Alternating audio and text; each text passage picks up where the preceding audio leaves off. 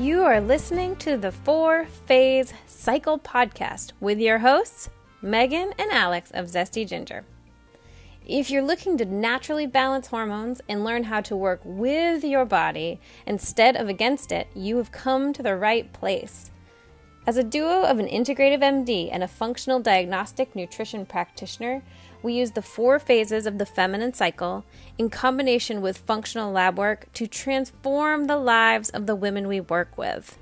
Just a quick reminder though, this information is not intended to diagnose, manage, or treat disease. Always consult with your own doctor before making changes. Ready to take control of your health? Let's get started. Hi there, this is Alex again. Thank you so much for joining me. It's been so much fun getting to talk to you and talk about this stuff. Megan and I are huge nerds about everything, which is why we spend so much time and reading about this, learning about this, and then taking all of that and giving it to you. So hopefully you're finding this helpful. But we are going to just keep on going with our Plateau phase action steps. So we're going to talk about food, exercise, rituals, and some mental journaling things. And that way we are trying to get at everything in our life that kind of syncs up with our cycle, which is the whole point, right? And then we are living in such a way that we are honoring our body and the ebbs and flows that it has, so that our body rewards us with feeling amazing and having the experiences in our life that we want to have, which that's a whole nother topic on the point of having good health, right? Which we sometimes end up missing by being so preoccupied with, oh, I can't eat this, oh, I can't do this, oh, I'm always sick, oh, I'm always, sometimes we miss the forest for the trees in terms of why we're going for feeling good, because that looks very different than, oh, I can't stick with the diet. But that's the whole point of this class, so I can't get into that right now, although definitely join us over, if you follow us on Instagram, ZESTY_ginger, then we talk about this stuff all the time. I just want to keep these pod classes very streamlined, but I also want you to understand just how much of a benefit and how powerful this can be when you actually start implementing it in all the other areas of your life, that you'll see, you're like, whoa, this is just so much easier than trying to fight against everything all the time. It's just miserable, And so we are going to address all of that today. So plateau phase, that's number 3. It's the rise phase just ended after you ovulated, and now we're kicking off the plateau phase. This is when, after ovulation, our hormones are more or less staying stable. Now they do rise throughout this phase and then kind of come back down during the next phase, and then ultimately down all the way so we can restart the cycle. But for the most part, it's a very steady sort of time. And so because of that, like we talked about, physiologically, you are very set up to maintain and keep going with these new things that you are implementing. So if last phase you either are doing an elimination diet, or you started a new exercise regimen, or you started a new even hobby, or a new journaling exercise, or a new anything in your life, new job, this phase is when you are thinking through with maintenance and with adding to what you are doing. So it's the methodical putting one foot in front of the other and making small step towards the direction that you want to go. Okay, so this is not doing everything at once. What you're doing is, yes, last phase you had great energy levels, great motivation, and you did some of that hardest work to get started. Whatever it is, you finally got going and the momentum has happened. This plateau phase, you're really going to ride that momentum out and begin to establish these things as not just a flash in the pan for you, but as a change that you are consciously making that will keep going and that will have staying power.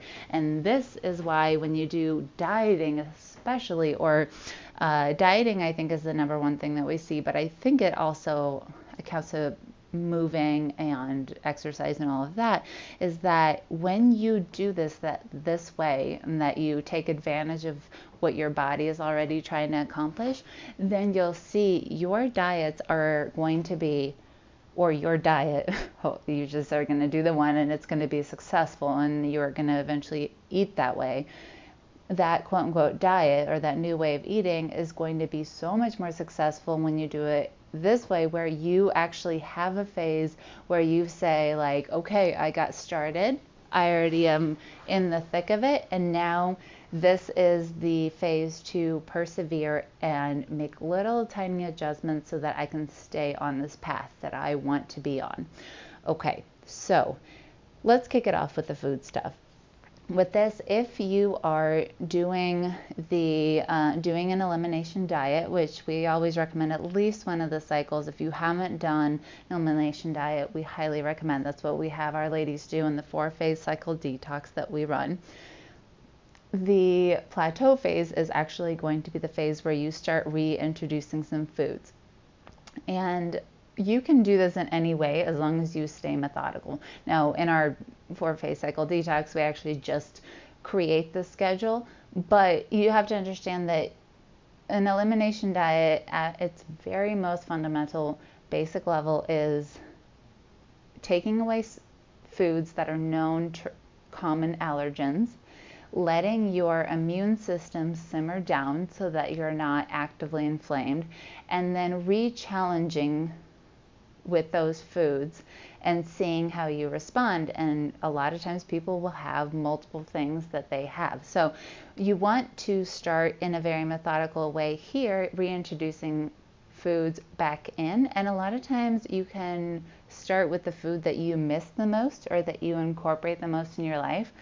Just be aware. So if that's like eggs every morning, or milk in your cereal, or gluten, and you replaced everything with just the same food, just the gluten-free version of it, whatever it is that you did, if it's something you eat all the time, sometimes those foods can become the things that we are momentarily sensitive to. That may be 2 months or 8 years, but for the most part, if people are doing the right things to heal, then you will be able to eat those foods again. So just a lot of times people want to reintroduce the food that they eat a lot.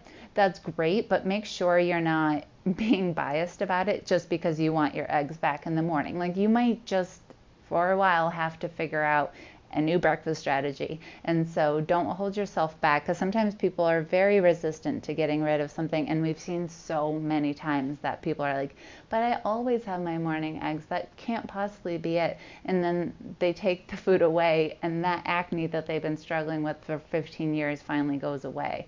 And it's not always just that one thing, but sometimes it is. So challenge yourself to be a little bit choosy when you go about doing this, because you want to give it a real scientific sort of effort where you really take foods out and then you're essentially giving your body a challenge of them, so you eat them. So if you're doing an elimination diet, the plateau phase is really where you get kicked off for the reintroduction phase.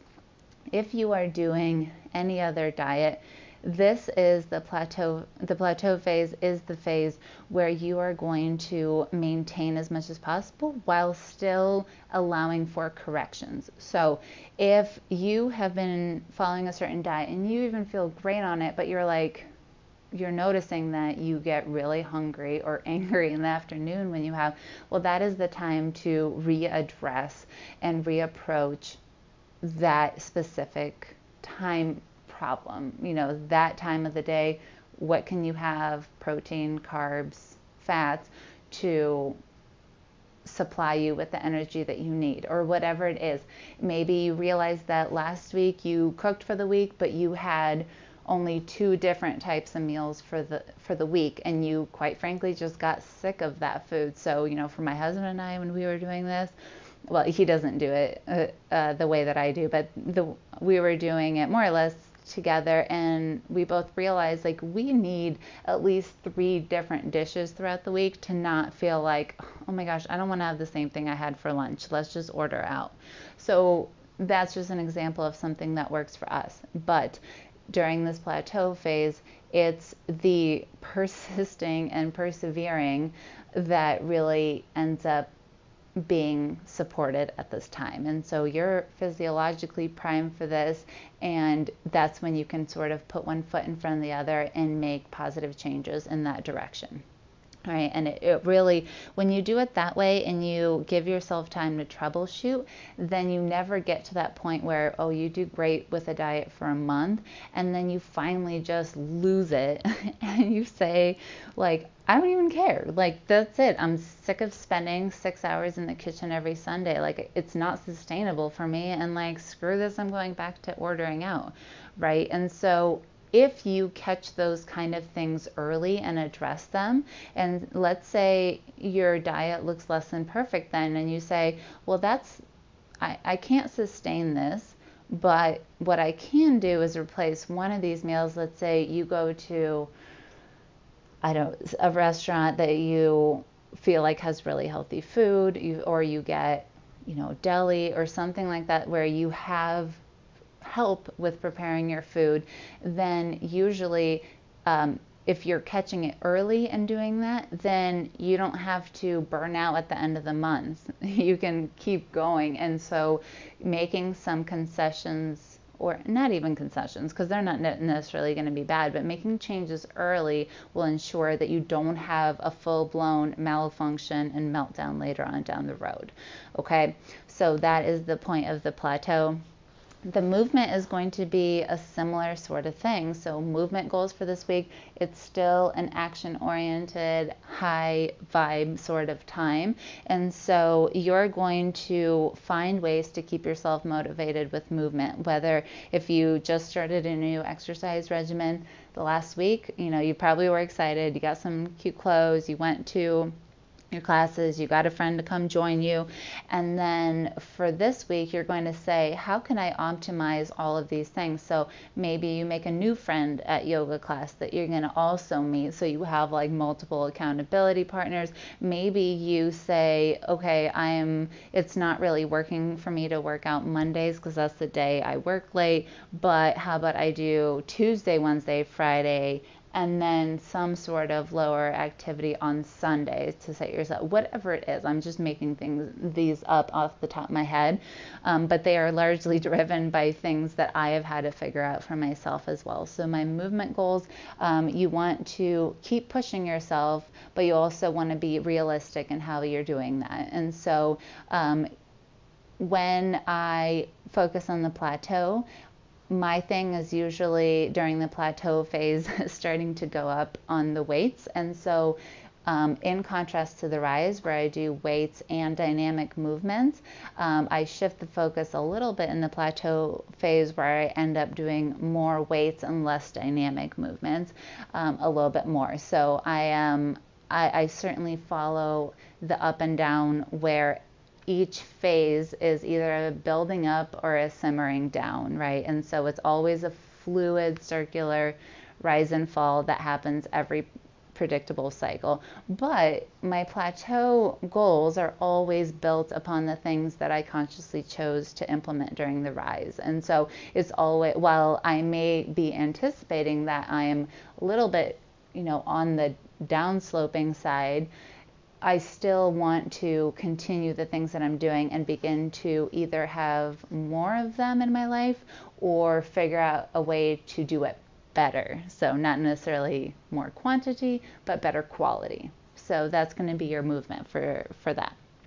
All right, let's go to rituals, which I love rituals. I feel like rituals have added such a fun, interesting, and educational layer to my life, where I used to not have a whole lot of rituals. I had my bedtime ritual, but I like the idea now that you create a display for yourself and participate in the ritual. That is, when you use the word ritual, it connotes a certain amount of importance and reverence that you're giving to the activity. So you could have a dishwashing ritual, right? You wash your dishes very mindfully, you say your affirmations, you take deep breaths. Like, you could turn any activity into a ritual, and it serves a similar purpose, but I think there's also a special beauty to turning or making something a ritual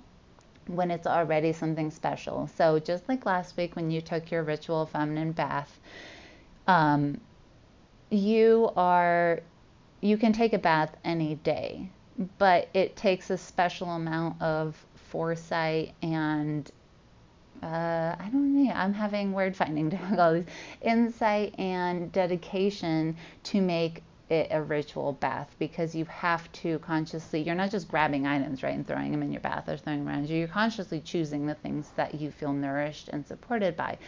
And that's why I end up loving rituals so much. And so these rituals, please know that they are suggestions. You can make a ritual of whatever it is that you want and whatever serves you best. But the ritual this week is going to be so fun, and it's actually going to be about releasing something toxic in your life. So far in the Rise and Plateau, we really talked about more building and heading in a new direction. But we also want to be aware, just like we did in the release phase, and we'll do the same thing in the pause phase, where you have to make space for the things in the areas of your life for the new things to be able to come back in. And that is an ongoing thing. So you're not always releasing something bad, but you could just be releasing something that has outstayed its welcome. So it might have served you at some point, but it no longer does. Okay. And so even though I'm saying release something toxic, the reason I said that is because so many of us have something toxic to release, whether that's a situation that we're holding on that we haven't forgiven, whether that's a person that we keep allowing back into our life when we know that they don't serve us, whether that's staying in a toxic environment that you know isn't good but you're scared to make the change. All of those things fall into that category, but it doesn't have to be bad. You could just say, like, yeah, I used to hang out with this person all the time and they're really important to me, but you know, right now we've really grown in different directions, and me hanging out with that person doesn't necessarily bring me joy. It doesn't necessarily make my life better. And for that reason, I'm going to begin to distance myself from this situation. And it doesn't have to be a bad thing. It doesn't have to be a sad thing, but you just have to realize that you can't expect all the beautiful things that you want to come in when you are just so busy and so full of all the other stuff that may or may not be serving you. So this is a conscious ritual to release something that no longer serves you in your life. And this is the reason I didn't put this in the release category, is because this is still, you're not just thinking about this. You're not just, meditating on this idea. We're actually going to turn this ritual into an action-oriented ritual. So you are going to sit down with a piece of paper and you're going to describe this thing that you are letting go. So whether that's a relationship in your life, a belief like I'm not a healthy person, or a situation, whatever, a trauma in the past, you're going to write out everything you possibly feel. Be as honest as you possible. You could say, I hate myself for having done this. I say, I hate myself for allowing that person back into my life. You can write down whatever you want. You can write down all the things that you're too scared to admit to yourself, and just give yourself an outlet, because if you don't, they're going to fester in the background and continually sort of sabotage you in your efforts. What we want to do is just basically word vomit all over that page with every belief and feeling that you have about this subject, so that you can really organically pour it onto the page. And so you're releasing it from your constant thinking. It's sort of like having apps open on your phone in the background that you're not really using. They're still open and they're still eating up your battery, but they're not an app that you're actually using. So that's what happens with old beliefs like, oh, I just hate that I did that. I hate that I cheated. I hate that I got divorced. I hate that I can't have babies. I hate that, all these things are going to weigh you down in the long run. And so you're going to pour yourself into this. You can cry, you can yell, you can do whatever you want. But at the end of the day, you want to be really authentic in getting everything out that has to do with this. So you can write as much as you want, and then you are going to destroy this paper. And by destroy, I mean really, really make sure it never exists in the light of day ever again. When I did this the first time, I wrote everything out. I had pages and pages, and then I took markers and I just scribbled all over it. And then I actually crumpled it up and drowned it. I just in there, and I just imagined all of those feelings and all of those insecurities drowned. So I just put it on there, and then after that, when it was all soggy, I just ripped it up to shreds, and it was gone. Now, it's not to say that you do that once and it will never be a problem again, because we all have the toxic person in our life that sticks around. But you, after having done that, you have now identified and brought up from your subconscious to your conscious mind the feelings and everything that surrounds it. And now your mind is going to be primed for recognizing that situation in the past. So where you might have been suppressing or repressing these things, you will now say there it is. Next time, that person, that what they said right there is the trigger for me. That right there does not work. And so you are identifying it, and then next time you say, I have let this go, and you imagine that paper burning, or you're drowning or scribbling all over it. You're going to say, I consciously choose to not engage in this. And then this is the hard part, you're going to act as if it has left you. Now, emotions stick around, so it's not like you do it once and it overcomes 18 years of being upset at your mother. But next time you are upset, you're saying, for my own benefit, I've burned that. For my own benefit as a human, I've burned that toxic relationship from festering inside me. Whether or not you can't get rid of your mother or whatever it is, it still brings it a different weight to say, I did something consciously for this, and now I'm choosing to let it go. And that becomes really, really helpful. And once you get into that habit, you actually get better and better and better at doing this. Okay? All right. That is actually going to be our mental work, just because that one is actually pretty hefty on the emotions, and it sometimes can take a while to do because there are things that we've been carrying for a really long time. So I am not going to give you a separate journaling kind of mental mindset exercise or homework at this time, but you can include that as part of your ritual. Make sure to make your ritual amazing for you, whether you drink wine out of a fancy goblet or you have a carry-out pizza and you eat it out of a paper bag. I don't care what it is, just make it an honest to God ritual where you honor your space, time, and your own efforts to make your life better. All right, ladies, you are killing it. I love you guys so much for coming by to hang out and listen to this. If you have questions, make sure to email us. That's support@zestyginger.com, and definitely come hang out with us over on Instagram. We do a lot of lives and a lot of freebies and give a lot of information away. So we will see you there, and come introduce yourself so I know who you are, and we will hang. All right, guys, I'll see you later. Hey, thanks for stopping by this Podclass. If you are ready to dig deeper into your health, really understand your cycle, stop guessing with random supplements, and start testing, our Healthy Hormones group starts September 27th. You can find more details at zestyginger.com/healthy hormones and find out if this is the place for you.